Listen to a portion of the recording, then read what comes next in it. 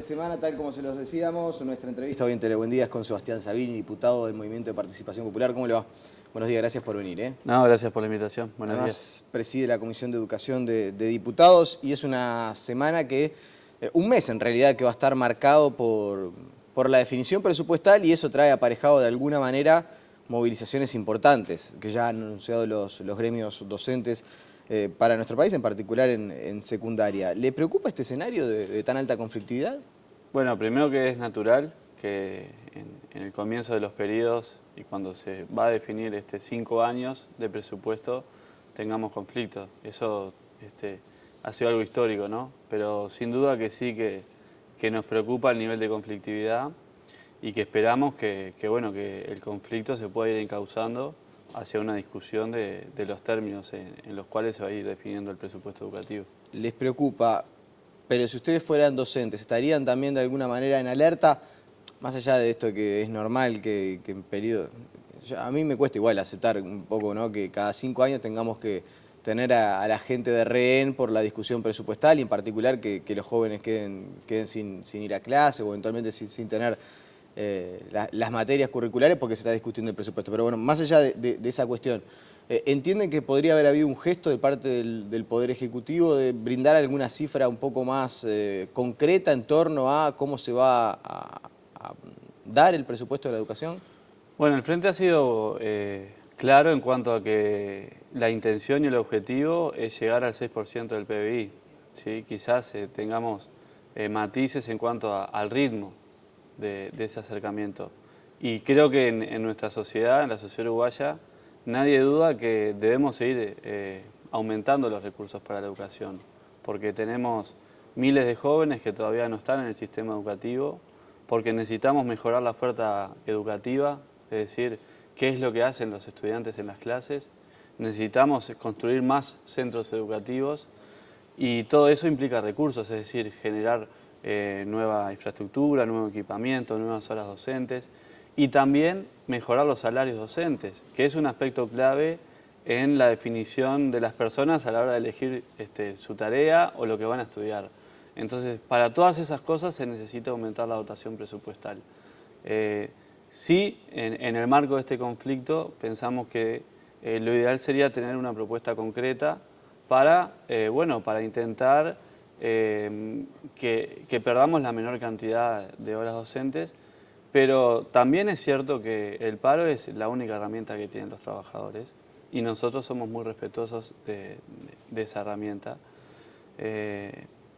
Y esto creo que tiene que ver también con una discusión que es un poco más amplia que la discusión meramente corporativa, ¿no? Es decir, tener una educación de excelencia pública hace a la calidad democrática de nuestro país. El acceso al conocimiento, el acceso a la cultura, las posibilidades formativas de los estudiantes. Seguramente no se resuelvan todas con ese 6%, pero yo en estos días ponía un ejemplo que me parece bastante claro. La educación privada invierte el doble que los liceos de ANEP, ¿sí? ¿Y quiénes van a la educación pública y quiénes van a la educación privada? Bueno, a la educación pública van los hijos de los trabajadores. Entonces tenemos un problema muy grave de acceso al conocimiento, es decir, los que más necesitan, que son los estudiantes en términos comparativos de los hijos de los trabajadores, están recibiendo una educación en donde invertimos la mitad. Y lógicamente eso repercute en su formación, porque no voy a tener el mismo espacio pedagógico, no voy a tener las mismas condiciones de trabajo, no voy a tener los mismos espacios recreativos, los mismos talleres, y por lo tanto la discusión del 6% no es solo una discusión que tenga que ver con los trabajadores de la educación, sino con los hijos de todos los trabajadores. Y desde usted, desde la visión que ustedes sostienen, el 6% debería ser ya para el primer año. Bueno, a ver, nosotros tenemos un compromiso programático, ¿sí? Ese compromiso es llegar al 6%. Y creo que lo que hay que llegar es una propuesta que sea razonable para todos, ¿sí? Si cuanto antes se pueda llegar, va a ser mejor para la sociedad en su conjunto. Y ese es el trabajo que vamos a hacer en el Parlamento, que cuando lleguen los dos mensajes, el mensaje de la ANEP y el mensaje del Poder Ejecutivo, bueno, trabajar para acercar lo más posible posiciones. Ahora, por ejemplo, cuando se discute y por parte de la Universidad de la República se pide un incremento presupuestal del 90%, se arranca una base de discusión que que es poco viable. Yo se lo preguntaba al rector de la Universidad de la República, él dice, bueno, no, en realidad nosotros los cálculos que hicimos nos daban que si se dedica el 6% del PBI para la educación, a nosotros nos da esa cifra. Pero es muy poco probable pensar en un incremento presupuestal del 90%. Bueno, en estos años la Universidad de la República recibió muchos aumentos, ¿no? Del 90%. En su presupuesto. Y probablemente en más. Un quinquenio. No, en los últimos 10 años. Y parte de eso nos ha permitido, por ejemplo, cuadruplicar la matrícula en el interior. Pasamos de 3.000 estudiantes en el interior de la República, de la universidad, a 12.000. ¿Por qué? Tenemos centros nuevos, porque hay carreras nuevas, carreras que únicamente se dictan en el interior. Por ejemplo, la licenciatura en Ciencias Hídricas en Salto es una carrera absolutamente nueva que no se dicta en ningún otro punto de nuestro país. Y eso se hizo porque tenemos recursos. Y el gran problema que tenemos en la educación universitaria es que tenemos una concentración muy grande de estudiantes del área metropolitana. Y el resto de los jóvenes, de los jóvenes del interior del país, tienen enormes dificultades. También por eso se creó la Universidad Tecnológica. Entonces nosotros pensamos que en ese 6% tiene que incluirse todo lo que sea educativo, ¿sí? Porque esa es otra discusión, ¿no? Si el mensaje del 6% del PBI es solamente para la ANEP y UDELAR o si se incluyen algunas otras cuestiones que los sindicatos rechazan de plano porque dicen no son estrictamente vinculadas a... Bueno, por ejemplo, educativo. no incluir la UTEC me parece un grave error, ¿sí? Y nadie puede decir el conocimiento solo se genera en esta casa, ¿no? Y la UTEC está demostrando que es una buena herramienta. Entonces, en ese 6% hay que incluir de alguna forma las cuestiones que hacen a la educación del Estado uruguayo. Pero eso no quiere decir que se incluya todo, que se incluya cualquier cosa, digamos, ¿no? Que se incluya, qué sé yo, aspectos del sistema de cuidados o que se incluya el plan Ibirapital, que me parece que no corresponde ahora. Que se incluya el plan Ceibal me parece correcto, que se incluya la Universidad Tecnológica me parece correcto. Pero eso no nos puede desviar de la discusión fundamental, que la discusión fundamental es que tenemos miles y miles de jóvenes que todavía no están accediendo a la educación, que tenemos que mejorar los aprendizajes de la educación primaria, que tenemos que mejorar los aprendizajes de la educación media, que tenemos una demanda muy grande de la población para acceder a la formación técnica. Yo vivo en Las Piedras, frente a una UTU, y todos los años, ¿no? Hay una cola gigantesca de padres, madres y estudiantes que quieren inscribirse, y eso nos está diciendo algo, nos está diciendo que la gente, que los jóvenes quieren tener una formación y nosotros como Estado, y en este caso como gobierno, tenemos que hacer los mayores esfuerzos para que esa oferta académica se profundice y mejore. Y un 6% para la educación sin atarlo a resultados. ¿Cómo le explicamos a la gente que, más allá de que se ha incrementado sensiblemente el presupuesto educativo en nuestro país en los últimos años, los resultados no son tan alentadores en cuanto a la mejora educativa? Bueno, a ver, el problema es que no hay en el mundo ningún sistema educativo que tenga excelentes resultados con la inversión que tiene Uruguay. Uruguay está invirtiendo por debajo de la mayoría de los países de América Latina, ¿sí? Aún así tenemos, y esto lo muestran las pruebas TERCE, que son unas pruebas que realizó UNESCO. Las PISA tienen muy buena prensa, ¿no? Pero las TERCE, que son unas pruebas que realiza UNESCO, que tuvimos los resultados la semana pasada, mostraban que Uruguay tiene en el contexto latinoamericano uno de los mejores sistemas educativos. Pero si queremos ser más audaces, ¿no? Y queremos, compararnos con el resto del mundo, ahí vemos que en realidad los países que tienen excelentes resultados educativos tienen una inversión educativa mucho más potente que la que tiene nuestro país. Y no la tienen en un periodo, la tienen 50 años, ¿no? Entonces, yo creo que no podemos en un lapso tan corto. La educación no es una fábrica, ¿no? En donde uno pone un producto, una materia prima de un lado y saca un producto del otro, sino que es un proceso mucho más complejo. Pero tampoco podemos decir que todo está mal o que todo se ha hecho mal, porque tener becas, tener boletos, tener tutorías, ha permitido que 30.000 estudiantes que antes no estaban en el sistema educativo hoy estén. Y tenemos mejoras en cobertura, tenemos reducción de brechas. Eso no significa que esté todo bien, todo lo contrario, tenemos desafíos muy grandes y porque tenemos esos desafíos entendemos que hay que mejorar la dotación presupuestal. ¿Y hay que atar a resultados el incremento salarial, por ejemplo, de los docentes? Pero el problema es que el incremento salarial va a mejorar o tiene que estar atado, por ejemplo, a mejorar la titulación de nuestros docentes, sobre todo en la educación media. Hoy tenemos el problema grave, y muy grave diría, de la falta de cobertura de ciertas horas docentes en UTU, en secundaria. En la Comisión de Educación recibimos constantemente a estudiantes por este tema. ¿Por qué? Bueno, porque no hay gente que quiera dictar esos cursos por los salarios que se reciben.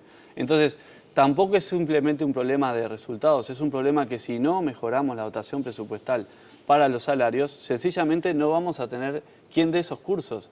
Entonces, mejorar el salario, digamos, es una condición sin igual, ¿no? Es un aspecto clave para mejorar la calidad de nuestra educación. Sin vincular el aumento salarial eventualmente a, por ejemplo, un tema asistencial, a que se dicten cursos en la menor cantidad posible de instituciones para evitar eso de los Totalmente, taxi, yo no estoy rehuyendo esa discusión. A ver, el 50% de las faltas docentes se concentran en el 7% de los docentes, ¿no? Es decir, hay un núcleo duro de faltas docentes y creo que esa es la que hay que atacar.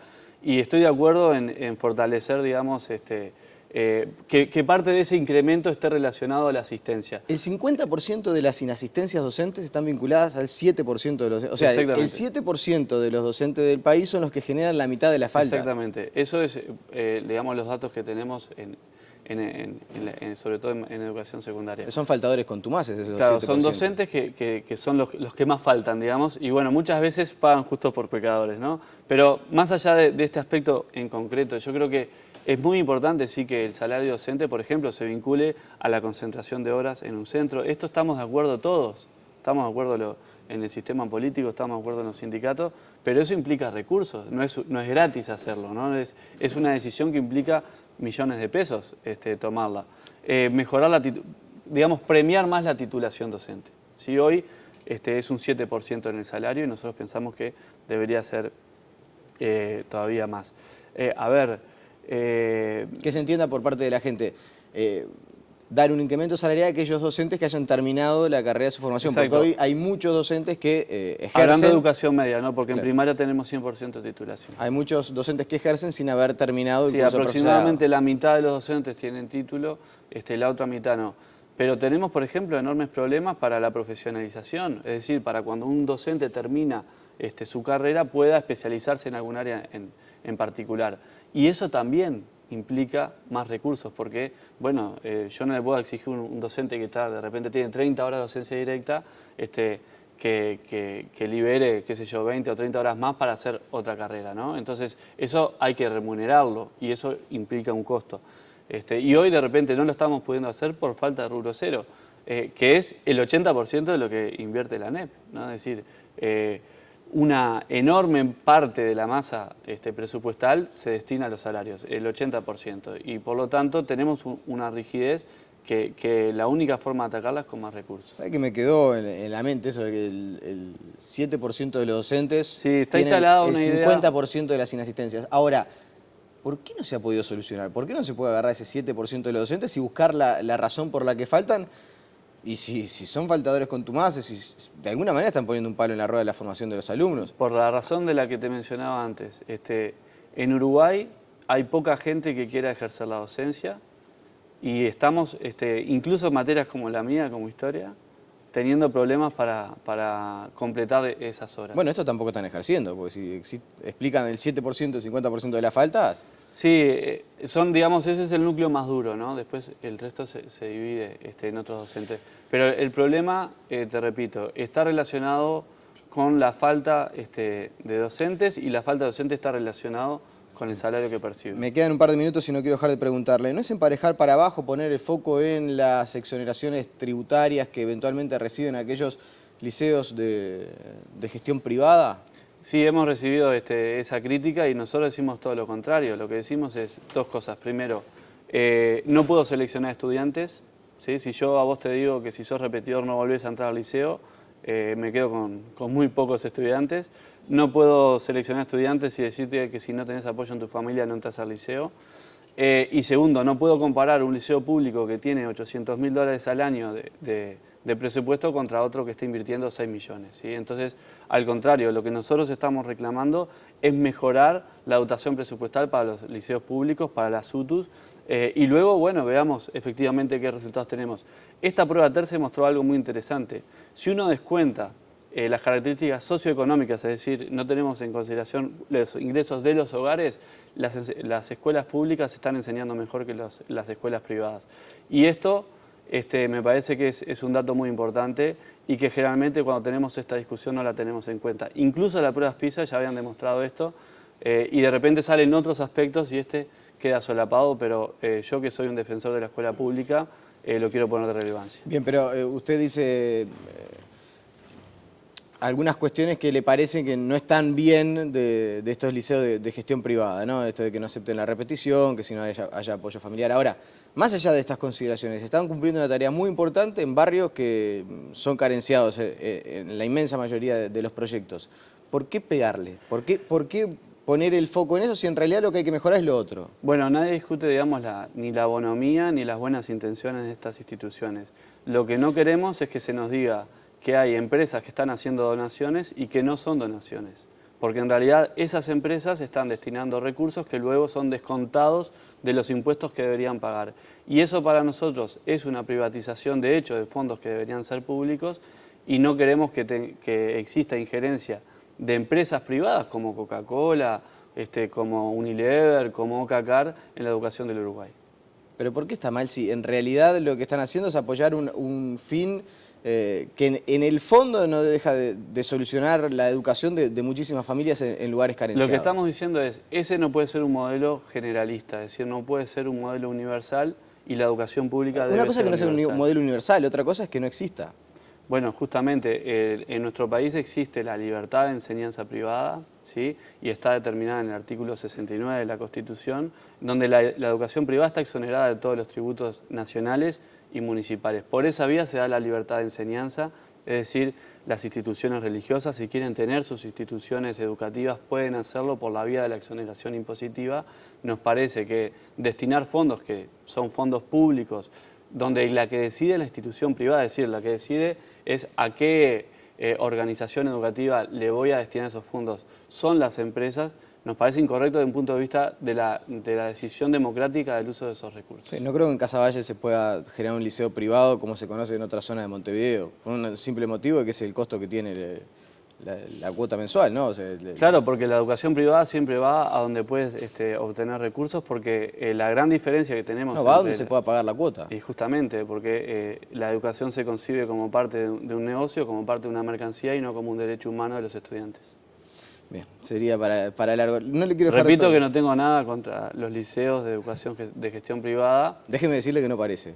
Bueno, está bien, no sé lo que parece, simplemente... Porque si usted dice si usted está atacando la herramienta por la cual se financian estos liceos, bueno, pero indirectamente parece que estuviera contra ellos. Si yo tengo un estudiante que no puede ingresar porque es repetidor, nadie me puede decir que ese es un modelo para la educación pública. Claro, pero, bueno, usted dice...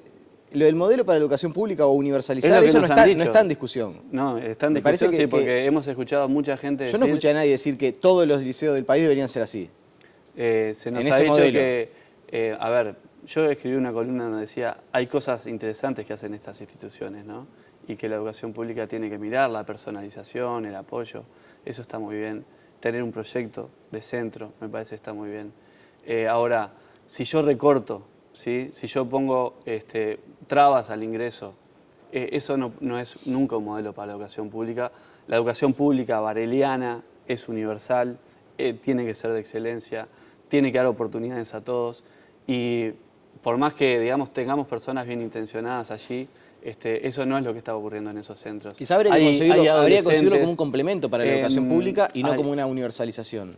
Bueno, pero si vamos a gastar, donde no puede llegar la educación pública, llegan este tipo de centros. Es que justamente la educación pública tiene que llegar a todos lados y hoy no lo está haciendo, entre otras cosas. De hecho, no está llegando. Porque estamos desviando fondos hacia otras instituciones. Bien, la última. ¿Conoce usted a Omar Alanís, este empresario que se dice es intermediario en algunos negocios con Venezuela, que sí está vinculado al MVP? Lo conozco a Omar, pero por razones, digamos, de la vida, no en particular en su actividad privada. ¿Le molesta o va a tratar el MVP esta situación que se ha generado, en cual queda como expuesto que un diputado del Movimiento de Participación Popular y este empresario están haciendo una intermediación lucrativa en los negocios, o hicieron una intermediación lucrativa en los negocios entre Uruguay y Venezuela? Bueno, es una iniciativa, digamos, de carácter privado, Y creo que en Uruguay nadie pone en tela de juicio que los privados pueden hacer negocios. Pero si hay un diputado del Movimiento de Participación Popular, Pero, ¿no puede haber como un conflicto de ¿qué intereses? diputado? Placeres. No, pero Daniel, diputado ahora, dejó sus tareas privadas desde que es diputado. Sí, se está hablando del pasado periodo de gobierno. Claro, pero él en ese momento no era diputado. Bien. Le agradecemos su presencia esta mañana aquí en Tele Buen Día. Bueno, gracias. La pausa y seguimos con más información.